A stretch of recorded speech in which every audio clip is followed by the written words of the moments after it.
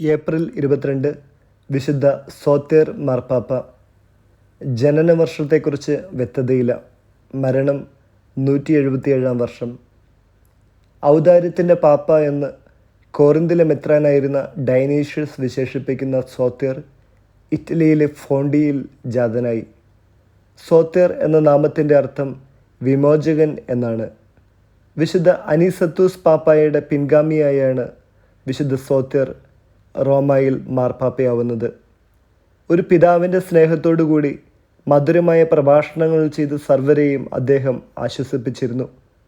കഴിവുപോലെ എല്ലാവരെയും സഹായിച്ചു. കോറിന്തിലെ സഭയ്ക്ക് ചെയ്ത വമ്പിച്ച സഹായം വിശുദ്ധ ഡയനീഷ്യസ് ശ്ലാഘിച്ച് കാണുന്നുണ്ട്. മോന്താനൂസിൻ്റെ പാഷണ്ഡതയെ അദ്ദേഹം എതിർത്തു.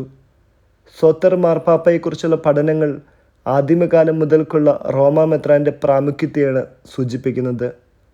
4 കൊല്ലത്തെ തിരുസഭാ ഭരണത്തിന് ശേഷം രക്തസാക്ഷിത്വം വരിച്ചുവെന്നാണ് പാരമ്പര്യം. വചനം ഹബക്കുക്ക് 3-ാം അധ്യായം 17-18 വാക്യങ്ങൾ.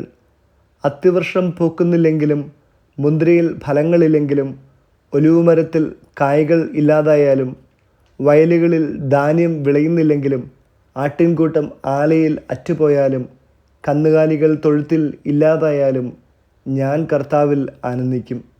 എൻ്റെ രക്ഷകനായ ദൈവത്തിൽ ഞാൻ സന്തോഷിക്കും. വിചിന്തനം. അനിതരസാധാരണമായ പ്രത്യാശയുള്ളവരാണ് ഓരോ ക്രിസ്ത്യാനിയും. നാളെയെക്കുറിച്ച് ഒത്തിരി കാര്യങ്ങൾ ആകുലപ്പെടാനുണ്ടെങ്കിലും അവയെല്ലാം ദൈവകരങ്ങളിൽ ഏൽപ്പിച്ച് ജീവിക്കുന്നവരാണ് ക്രിസ്ത്യാനികൾ.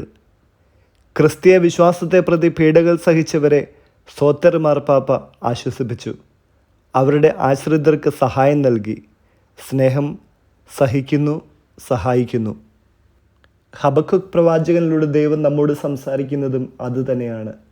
നമുക്കിപ്പോൾ ഒന്നുമില്ലായിരിക്കാം, ഒരുപക്ഷെ ഉണ്ടായിരുന്നത് നഷ്ടമായേക്കാം. എങ്കിലും ദൈവത്തിൽ ആനന്ദിക്കുക.